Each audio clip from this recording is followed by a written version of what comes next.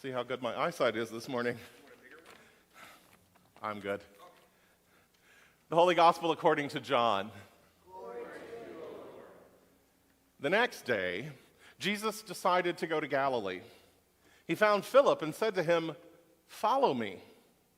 Now Philip was from Bethsaida, the city of Andrew and Peter. Philip found Nathanael and said to him, "We have found the one about whom Moses in the law and also the prophets wrote, Jesus, the son of Joseph from Nazareth." Nathanael said to Philip, "Can anything good come out of Nazareth?" Philip said to him, "Come and see." When Jesus saw Nathanael coming toward him, he said of him, "Here is truly an Israelite in whom there is no deceit." Nathanael asked Jesus, "Where did you get to know me?" Jesus answered, "I saw you under the fig tree before Philip called you." Nathanael replied, "Rabbi, you are the Son of God. You are the King of Israel." Jesus answered, "Do you believe because I told you that I saw you under the fig tree? You will see greater things than these." And Jesus said to him, "Very truly, I tell you, you will see heaven opened and the angels of God ascending and descending upon the Son of Man." The Gospel of our Lord. Praise to you, O Christ. You may be seated.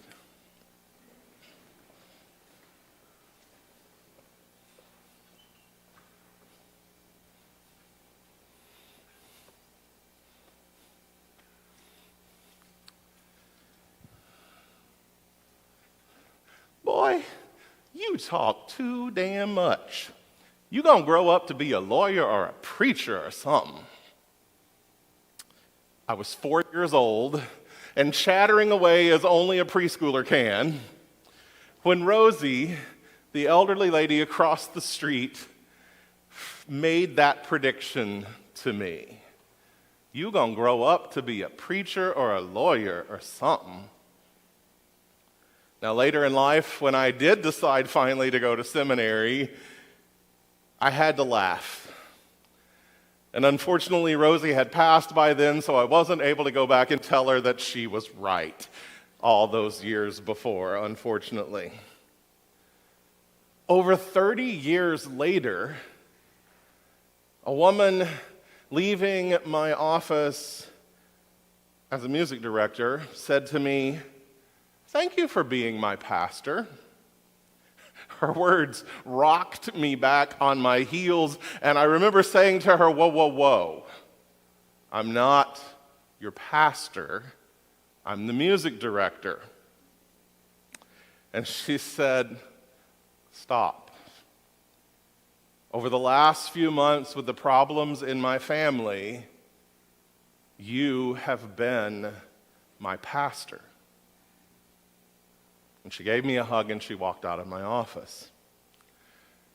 I wasn't really sure how I was going to deal with what she had implanted in my head until a few months later, when someone else walked into my musician's office and said, "So, what do you got to do to get ready to go to seminary?"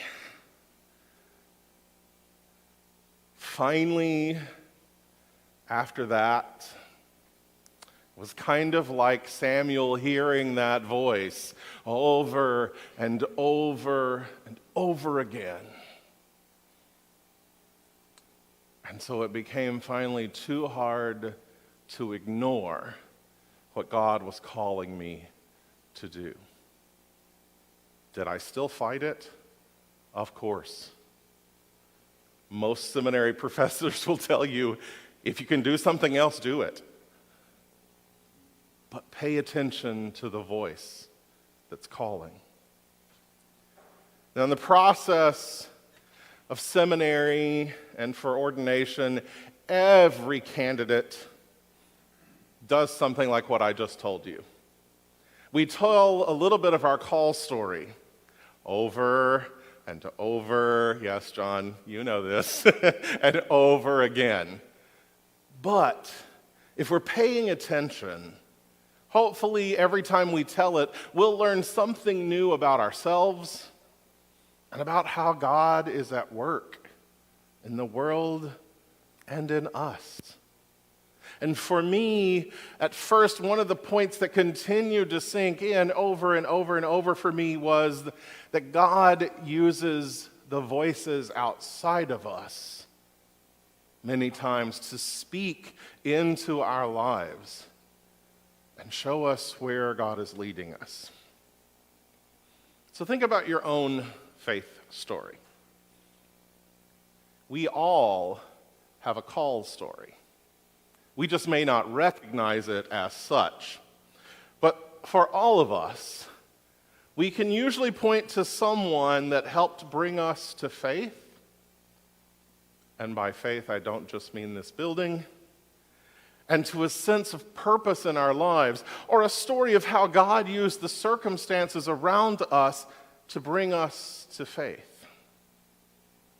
Why is it that you're here this morning? Who in your life sparked faith in your heart and helped you to first experience the grace of God in a way you could no longer ignore? Now, I'm going to ask you to do something that you usually don't get to do in a sermon. Talk to one another. I want you, if you're willing, to turn and talk with someone near you and share with them who that person was in your life and how they were the voice of God for you. Now, if you're too uncomfortable with your neighbor to do this, I can't force you. Or you can't force your neighbor either. But I encourage you, take a moment, turn to someone near you, and tell them who's the person that most influenced your faith life. And why is it that you're here? Talk.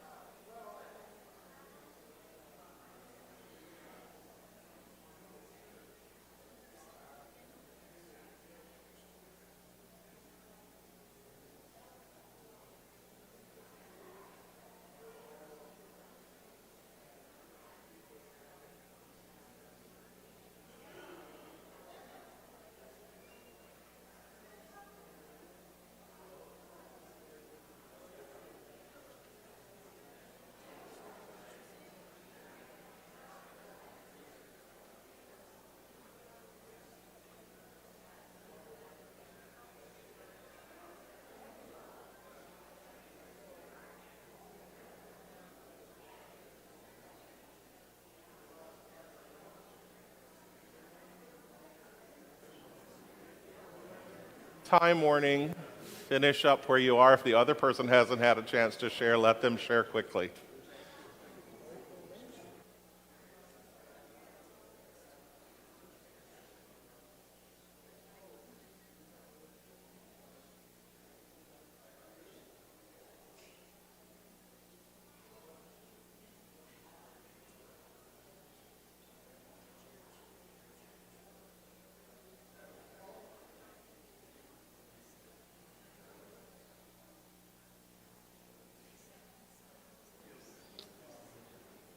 Okay.